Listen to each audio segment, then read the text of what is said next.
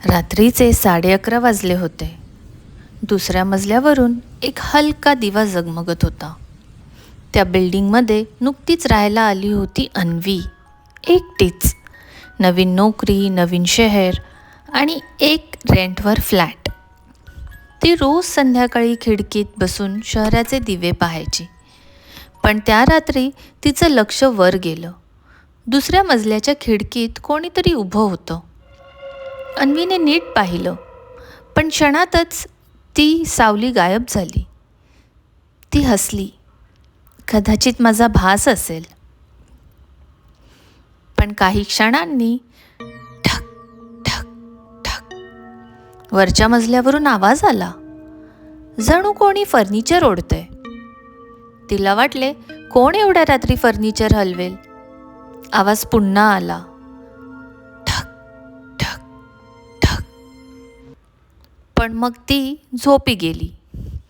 दुसऱ्या सकाळी ती 3rd फ्लोअरच्या काकूंना भेटली. काकू, 2nd फ्लोअरच्या फ्लॅटमध्ये कोण राहतो? त्या काकू म्हणाल्या, वरचा फ्लॅट? तिथं कोणी राहत नाही ग.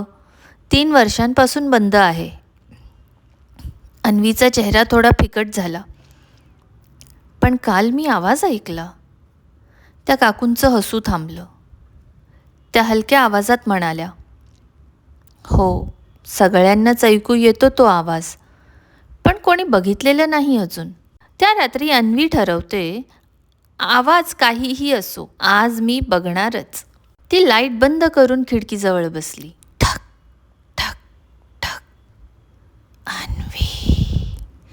ती डचकते, दार बंद करते, पण आवाज थांबत नाही. जणू छतावरून कोणीतरी चालतंय आणि तिला बोलवतंय. इतक्यात लाईट गेली. अन्वी मोबाईलचा फ्लॅशलाईट लावते आणि वर पाहते.